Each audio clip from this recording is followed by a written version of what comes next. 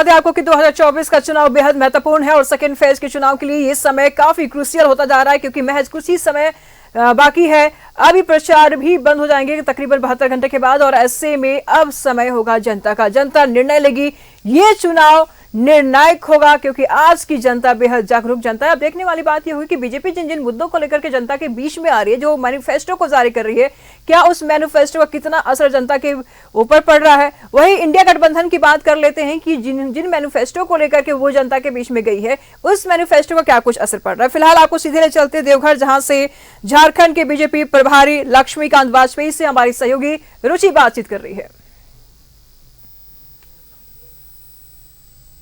हाँ बिल्कुल नीशू, देखिए झारखंड बीजेपी के संगठन प्रभारी यहाँ पर हैं और कई दिग्गज नेताओं की उपस्थिति जो है वो अब संथाल में ही देखने को मिलेगी, क्योंकि संथाल में ही झारखंड की राजनीति अब शिफ्ट हो गई है। दूसरे चरण का चुनाव है और उन 18 सीटों पर विशेष करके फोकस रहेगा, क्योंकि संथाल में सबसे बड़ा मुद्दा जो है बांग्लादेशी घुसपैठ का है, यानी कि बदलती डेमोग्राफी का है। कई ऐसे झारखंड के राज्य के मुद्दे हैं। तो सर, सबसे पहला और बड़ा मुद्दा चूंकि संथाल में है, और इस बार संथाल को लेकर के क्या विचार रखते हैं। संथाल झारखंड की उपराजधानी दुमका का क्षेत्र है। संथाल से भी भारतीय जनता पार्टी पहले चरण की तरह दूसरे चरण के चुनाव में भी बहुमत की ओर अग्रसर है, और हम सरकार संथाल से भी सरकार बनाने में महत्वपूर्ण आयाम स्थापित करेंगे। कल का स्टेटमेंट आपने सुना होगा सर, कि किस तरीके से कांग्रेस के जो प्रभारी हैं गुलाम अहमद मीर का एक वीडियो सामने आया। सार्वजनिक मंच से उन्होंने कहा कि 450 रुपए में गैस सिलेंडर जो है वो घुसपैठियों को भी देंगे। कांग्रेस के प्रभारी मीर साहब से एक बात पूछना चाहता हूं कि भारत को बचने देना चाहते हैं या भारत को खत्म करना चाहते हैं। मीर साहब के इस प्रकार के बयानों से मैं अगर कहूं तो मुझे कोई कष्ट नहीं है कि यह राष्ट्र विरोधी बयान है। मुसलमानों को दे, मुझे कोई आपत्ति नहीं है, लेकिन शब्द है घुसपैठियों को भी देंगे, यानी बांग्लादेशी घुसपैठ का समर्थन कर रही है कांग्रेस। और कांग्रेस ही नहीं, हेमंत सोरेन जिस इंडी गठबंधन के नेता है, हेमंत सोरेन भी उसका वो कर रहे हैं, समर्थन कर रहे हैं। ये बात साबित हो गई। मैं हेमंत सोरेन जी से पूछना चाहता हूं, वो स्पष्ट करे झारखंड की जनता के सामने कि वो मीर साहब के बयान से सहमत है या असहमत। ये जवाब आपका आज शाम तक इंतजार करूंगा मैं, और इसके बाद आपको भी घुसपैठियों का संरक्षणदाता मानूंगा। वैसे तो मेरे पास 3 उदाहरण है। सुप्रीम हाई कोर्ट ने स्वतः संज्ञान लिया कि एक फैक्ट फाइंडिंग कमेटी बनाओ। आपको फैक्ट फाइंडिंग कमेटी बनाने में भी आपत्ति, आपने उसके विरुद्ध उसमें पत्र दे दिया हाई कोर्ट को, असहमति जता दी। इस सब के बाद आप बेनकाब होकर खड़े हैं घुसपैठियों के समर्थन में। आप सुप्रीम कोर्ट पहुंच गए, और सुप्रीम कोर्ट से आपने हाई कोर्ट के फैक्ट फाइंडिंग कमेटी के आदेश को स्टे कराने का काम किया। अरे फैक्ट तो सामने आते, कोई निर्णय थोड़ी होता, निर्णय तो बाद में होता, लेकिन तथ्य भी प्रदेश की जनता के सामने ना आए, देश की जनता के सामने ना आए। आप तथ्यों को छुपाने के दोषी भी है हेमंत सोरेन जी।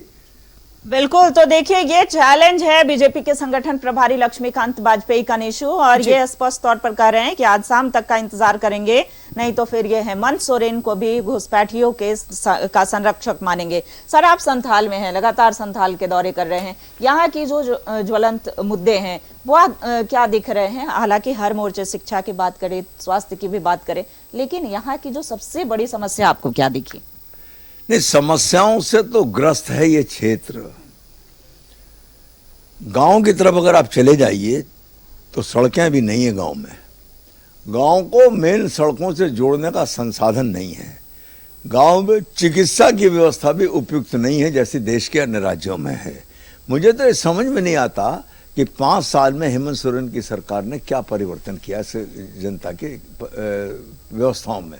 एक लाइन और कहना चाहता हूं, अरे हेमंत सोरेन जी, आप अपने को आदिवासियों का नेता बताते हो। आदिवासियों की प्रमुखता का क्षेत्र है संथाल, लेकिन हम 2 बातें पूछना चाहते हैं। आपके आदरणीय पिताजी भी भ्रष्टाचार में हटे थे, आप भी भ्रष्टाचार में हटे या हटने के रास्ते पर हैं, और आपके भ्रष्टाचार करने वाला जो गैंग है उसमें आपके अलावा कोई आदिवासी नहीं है। सारे, चाहे प्रेम प्रकाश हो चाहे पंकज मिश्रा हो, ये आदिवासी तो नहीं है। इसका मतलब इन सबको साथ लेकर आपने आदिवासी क्षेत्र की जनता के धन को लूटा है, इसलिए आपको कायदे में तो आदिवासी कहलाने का या आदिवासियों का हित संरक्षण दाता कहलाने का हक भी नहीं है। बिल्कुल, देखिए निशु, ये बातें सच भी हैं कि अगर आदिवासी के आप संरक्षक होते तो आज ये जनसंख्या जो घटी है, जो आंकड़ा सामने निकल करके आया है, वो आंकड़ा सामने ना आया हुआ होता। और देखिए संथाल की राजनीति देखिए अब दिल्ली तक शिफ्ट हो गई है, और ऐसे में गृह मंत्री अमित शाह की उपस्थिति भी थी। सर, बैठक भी आपकी हुई थी गृह मंत्री के साथ। उन्होंने 150 संकल्प पत्र के बिंदु तो हैं ही, लेकिन आदिवासी के लिए उसमें कौन कौन सी ऐसी योजनाएं हैं, कौन कौन से ऐसे कार्य हैं जो आगामी दिनों में करने? आदरणीय प्रधानमंत्री जी के कार्यकाल में आदिवासियों के लिए जो 15 काम हुए वो मैंने खुद भी कार्यकर्ताओं तक उसे लिखित तौर पर पहुंचाए हैं। आदरणीय प्रधानमंत्री जी पहले देश के प्रधानमंत्री हैं जो बाबा बिरसा मुंडा के गांव तक जाकर उनके समाधि पर अपना सिर नवाया था। देश का कोई प्रधानमंत्री नहीं गया, कांग्रेस का भी कोई नहीं गया, कांग्रेस ने इतने लंबे समय तक राज किया है। और इसके बाद आगे बढ़ूं तो इंडी गठबंधन के जितने घटक हैं उनके कोई बड़ा नेता प्रधानमंत्री के जाने से पहले बाबा बिरसा मुंडा की समाधि पर या गांव तक नहीं गया था। हम गए थे, हम ही गए थे। बाबा साहब भीमराव अंबेडकर के 5 प्रमुख स्थानों को पंच तीर्थ रूप में विकसित करने का काम भी हमने किया था। यानी आदिवासी हो चाहे अनुसूचित वर्ग हो, उसकी चिंता करने का काम भारतीय जनता पार्टी करती है। एक बात और पूछना चाहता हूं वर्तमान सरकार से, या तो इस फैक्ट को कहो कि नहीं ये गलत है, और अगर गलत नहीं है तो इसका जवाब भी चाहिए कि 45% से 28% आदिवासी कैसे रह गया, ये आखिर कहां चला गया, कहां चला गया? और इसके पीछे का कारण कहीं बांग्लादेश से आने वाले घुसपैठिए तो नहीं है।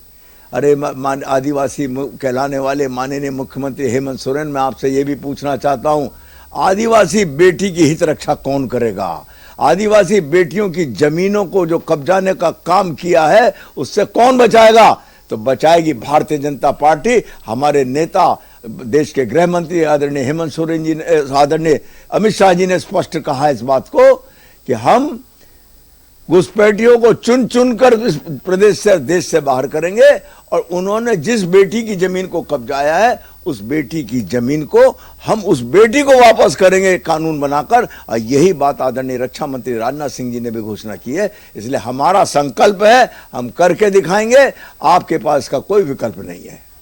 देखिए ये दावा है कि आपके पास विकल्प नहीं है, और जवाब तो वाकई में देना होगा कि आखिर आदिवासियों की, संथाल में खास करके आदिवासियों की संख्या कैसे घटी, ये जवाब तो बनता है। हालांकि देखिए कई मुद्दों को लेकर के बीजेपी चुनावी मैदान में है, और आज बेहद ही खास दिन भी है चूंकि झारखंड राज्य का स्थापना दिवस है, जनजातीय गौरव दिवस के रूप में पूरे देश भर में ये मनाया भी जाता है। सर, जो प्लान है झारखंड के लिए, लेकिन हेमंत सोरेन बार बार ये कहते रहे हैं कि एक आदिवासी को प्रताड़ित किया जा रहा है, तो क्या सिर्फ वो अपने आप को ही आदिवासी मानते हैं? आदिवासी को प्रताड़ित किया जा रहा कहने से पहले हेमंत सोरेन जी, मैंने तो पहले भी पूछा है कि आपके इस लुटेरे गैंग में आपके अलावा कौन आदिवासी है, ये तो बताओ कौन आदिवासी है? इसका मतलब आदिवासी नहीं, हेमंत सोरेन जी ने धरनों का छलापरण किया है, जनता के अधिकारों का अपहरण किया है। और एक बात और स्पष्ट करना चाहता हूं, भारतीय जनता पार्टी एक ऐसी पार्टी है जिसने आबाद धरती भगवान बिरसा मुंडा को मान्यता प्रदान करने का काम किया है, सर्वदेशिक बनाने का काम किया है, और जनजातीय गौरव दिवस आज सारे देश में मनाया जा रहा है। मैं एक काम और कहना चाहता हूं, बाबा बिरसा मुंडा के चरणों में प्रणाम करते हुए, उनके प्रति श्रद्धा व्यक्त करते हुए, और झारखंड की जनता को आज के झारखंड के स्थापना दिवस पर बधाई भी देना चाहता हूं। देखिए झारखंड के लिए आज बेहद ही खास दिन है, स्थापना दिवस है, और ऐसे में बधाई दे रहे हैं और चुनावी मैदान में है। एक लास्ट और छोटा सा सवाल कर लेते हैं सर कि संथाल की कितनी सीटें? पहले चरण में जितनी सीटें हमको मिल रही हैं, हम उससे अधिक सीटें संथाल में जीतने जा रहे हैं। और अगर मैं सच कहूं तो संथाल में पहले जितने हमारे पास, कोल्हान में कुछ नहीं था, संथाल में भी 4 सीटें हमारे पास थी। इस बार हम दुगनी करने जा रहे हैं संथाल की सीटें। कोल्हान में भी हम 0 से 8 या 9 पर जा रहे हैं। कुल मिलाकर यही जो क्षेत्र है ये हमारी सरकार बनाने की संख्या को पूरी करेगा। चलिए, तो कुल्हान और संथाल दोनों इस बार बीजेपी साधने की पूरी तैयारी में पहले से ही जुटी थी और देखना होगा, परिणाम बताएगा 20 तारीख को। हालांकि संथाल की जनता भी ईवीएम के माध्यम से जवाब देने का कार्य करेगी, लेकिन क्या बीजेपी उन संकल्प को पूरा करने का मौका देती है या फिर परिणाम कुछ और होता है। हालांकि इस बार कई ऐसे ज्वलंत मुद्दे हैं जो कि जनता के बीच में हैं और जनता का क्या जनादेश होता है ये तो वक्त बताएगा। ठीक है रुचि, बने रहिएगा, लगातार हम आपसे जानकारी लेते रहेंगे।